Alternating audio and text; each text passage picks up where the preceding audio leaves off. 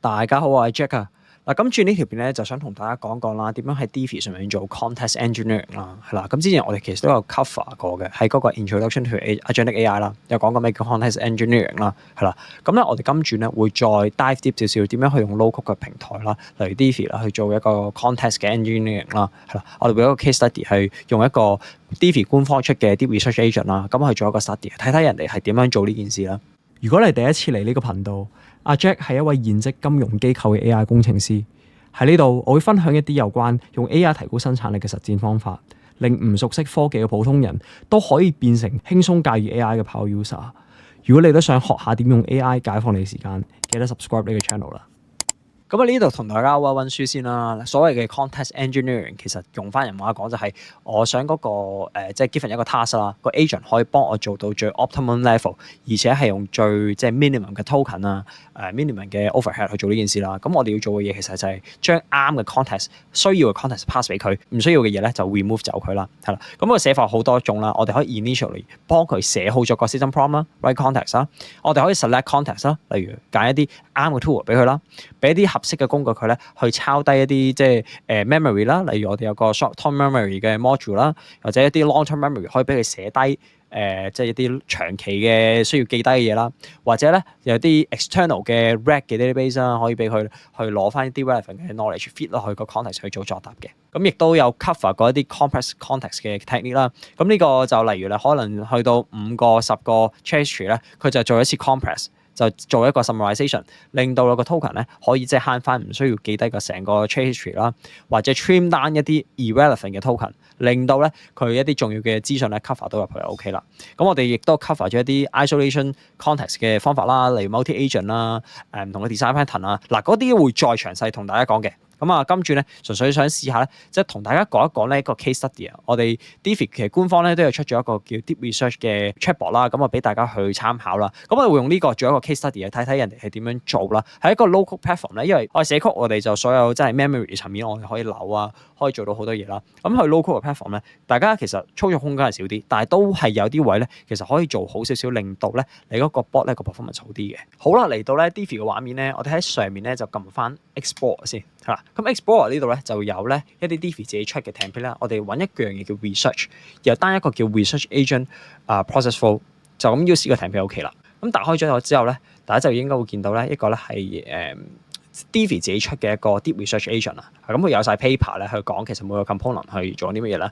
咁我就即係呢度我都同大家講講啦。其實佢呢個 Deep Research 咧就分咗3個 part 嘅。嗱，咁呢度第一部分咧就係做緊一個 intention 嘅digging 啦。咁呢個 process 咧就係咧去理解下究竟嗰個 user 個 intention 係做緊咩先。係啦，佢問一個 query， 可能做一個 research topic 啦，佢就睇睇咧嗰個surface level、practical level 同 shadow level， 其實佢哋想知道啲乜嘢係啦。咁咪做咗 part 1先。係啦，跟住 part 2咧，佢就咧用一個 design pattern 咧，就係你有一個supervisor 同埋一個sub-agent 嘅方法啦。咁就 supervisor 做嘅嘢咧，就係咧會睇睇你嗰個 topic。依家咧要解決呢個 topic咧，佢需要咩資訊，有咩 knowledge gap 喺度。跟住咧，佢就會將呢個 knowledge gap 咧就即係需要嘅嘢啦 pass 俾下一個 agent 咧。咁呢個 agent 就會有一個工具叫 XR search 同埋 Think。咁呢樣嘢咧其實就做緊一個 online search 啦，係一個 academic search 嘅一個工具嚟嘅。會 given 啦，用翻呢個上一個 agent supervisor agent 啦俾嘅requirement 啦，咁我去做一個 research。咁咧有咗之後咧，佢就咧會有下一個 agent 幫佢 extract 翻呢個 research 嘅一啲 citation 嘅 URL link 啦，係啦。咁咧佢哋有咗之後咧，就會即係將呢個 variable 咧 catch 咗佢。係啦 catch 咗佢咧，再下一轉咧就揾個 agent 就睇翻，我上一轉咧我就有呢個 knowledge gap， 同埋有一個 finding 就已經係 solve 咗呢個 knowledge gap 啦。咁下一轉嘅 knowledge gap 係乜嘢咧？佢又繼續做呢件事，又去揾個 agent 咧幫佢做 research， 做完 research 又去 extract 翻啲 URL， 又 catch 翻佢，就係一段不斷咁樣 loop 到佢覺得最後咧已經夠料為止咧，佢就咧會去到後面咧將所有揾到嘅 findings 同埋 URL 咧 pass 俾一個寫文嘅 agent， 然後佢咧就會根據翻呢啲 findings 啦、呢啲 queries 啦、依家嘅 topic 啦同埋一啲等等需要嘅資訊咧，就出一份 report 出嚟俾個 user， 就係咁簡單嘅啫。大家咧可以嚟到咧即係 DeFi 呢個網啦，叫 Deep Research Workflow in DeFi Step by Step Guide 啦，佢就好清楚講一講佢哋點樣去做呢個成個 Deep Research 嘅 workflow 啦。咁你見到右邊呢個圖咧就好靚仔，會講翻每次個 agent 咧佢 identify 嘅 knowledge gap 係乜嘢，由佢跟住個 finding 係點樣，跟住不斷 loop，最後咧就出一份即係 summarize 嘅 report 俾你，就靚靚仔仔有晒 citation 咁樣啦。呢樣嘢咧其實幾好 study 嚟嘅，講下究竟我哋係一個 multi-agent 嘅 architect，我哋點樣去做 context engineering 咧？其中一個咧，大家喺 multi-agent system 咧會遇上嘅問題咧，就係點樣 manage 啲 context。咁咩意思咧？因為大家想象到啦，每一個 agent 咧，每個 agent 自己有個 memory 啦，但係問題係一個 multi-agent 嘅時候，自己嘅 memory 佢冇得 share 噶嘛。咁我點樣去做一個 section-wise 嘅 memory， 令到每一個 agent 都可以知道個狀態係點樣咧？咁我哋呢度咧最常用一樣嘢就叫做 conversation variable。即係右上角咧，嗱呢樣嘢係淨係 chat flow 嘅 template 先有啫，係啦。咁你見到 conversation variable 呢度啦，咁你撳落去咧，佢就可以俾你加好多種嘅，係啦。你可以加文字啦，你可以加 number 啦 ，boolean 即係 true false 啦，或者啲 JSON object 啦，係啦。咁或者你可以變 list 都得嘅，可能一個 list 嘅 string 啦，一個 list 嘅 number 啦，等等嘅嘢咧，去自己 identify。然後咧用呢啲 variable 咧，可以咧。令到咧，你成個 session 嘅時候咧，個agent 咧可以 on demand 咁樣撈翻呢啲 conversation 落去睇翻，依家個狀態去到邊度？阿 Jack 你話佢有用 conversation variable，但係佢冇用到喎，我見到零嘢嘅，係啦。咁其實咧佢擺晒喺 loop 度，咁嘅道理係一樣嘅啫。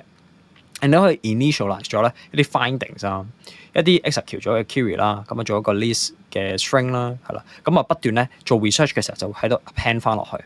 喺個 list 度 append 翻，令到佢做 research 唔會重複咗一啲 search 過嘅 query 啦，一啲 loop 啦，究竟依家 loop 咗幾多次啦，knowledge gap 啦，每次有新嘅 knowledge gap 佢就 override 咗佢，係啦，咁啊 research 咗嘅 URL 都可以不斷咁 append 翻，令到佢揾翻啲 citation 嘅。好啦，另一樣值得講嘅咧就係咧，我哋打開呢個中間 loop 嘅 reasoning 嘅 supervisor 啦，你見到咧下面有樣嘢叫 output variables 嘅，你見到咧佢剔着咗嘅。嗱呢樣嘢咧就淨係喺呢個即係 so far 呢個版本啦，淨係喺呢個 LLM。即係咧，你撳 L6 咧，有 LLM 同埋 agent 嘅分別噶嘛嚇。咁 LLM 就用唔到 tool 啦，呢度就淨係 agent 先可以做 functional calling 嘅嚇。咁你 LLM 先可以有呢個 output variable 嘅 structure。你剔着咗佢咧，你撳翻打翻開咧，你見到咧佢除咗可以 output text 啦、reasoning content 啊、usage 啊，其實你可以自己 configure 一個 structure output 出嚟嘅。咁呢樣嘢就非常之好用啦，因為咧嗰個 LLM 係會根據翻呢啲 structure output 咧，就 output 翻咧相應嘅嘢嘅。咁好似呢個 supervisor 佢就會 output 翻呢個 knowledge gap 啦。咁你要講翻究竟呢個 variable 其實佢係想 output 啲乜嘢啦？係啦 ，reasoning 啦、search query 啊等等嘅嘢啦，係咪一個 required field 啦？係啦，咁樣剔着咗之後咧，佢咧再喺呢個 system prompt 入面咧，即係同佢講呢一個每一句嘢其實 output 緊啲乜嘢啦，又 fit 翻啲 context 咧，佢就咧可以 output 翻3個唔同嘅 variable 去 assign 翻俾後面嘅 agent 做嘢，3個可以有 reasoning 啦、knowledge gap 啦，依家要做嘅 search query 啦，又 based on 呢樣嘢咧。再你見到我淨係 pass 翻個 search query，啲咩 knowledge gap 啊 irrelevant 嘢咧，我唔需要 pass 俾依家依個 agent 嘅，我淨係佢根據翻我依家啲 search query 做 search 就 OK 啦。咁呢個做 search agent 咧，佢就乖乖地淨係 search 呢樣嘢就 OK 啦。佢就 focus on 一個 task 嘅啫。咁啊後面咧 URL 嘅extractor 就用翻呢個 agent output 啦，咁啊 append 翻落去啦。跟住都想講一樣嘢咧，一個 note 叫做 variable assigner。一個 variable assigner 咧，你見到咧就係將翻我哋啱啱呢個 loop 嘅 conversation variable 啦。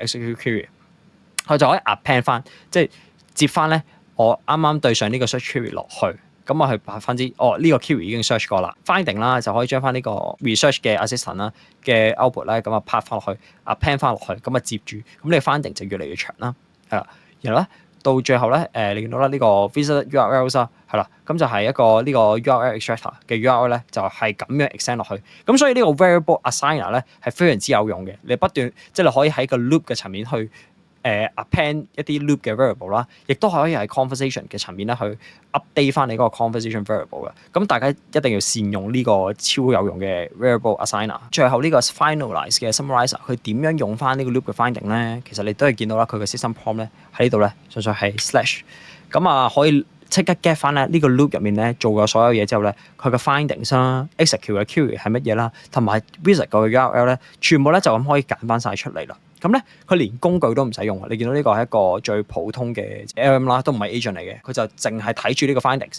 淨係睇住呢個 query，淨係睇住呢度嘅 URLs 啊，所有嘅 information 啦，同埋嗰個 research topic 啦。咁啊，揾一個 reasoning 嘅 chatbot 啦，你見到係DeepSeek R1 嚟嘅，淨係專注一個任務，佢就係幫我寫個 research paper。咁呢個就係一個好好嘅點樣用 Divi 上面咧做 context engineering 啦，做分工合作啦，然後出嚟嘅效果咧係非常之好啦。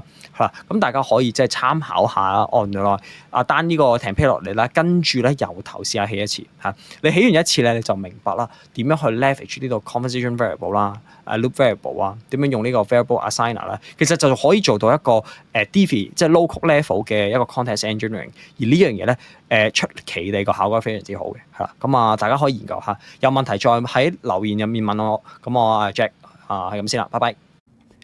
今日條片係咁多啦，中意呢條片嘅記得 like 同埋 subscribe，我哋下次見。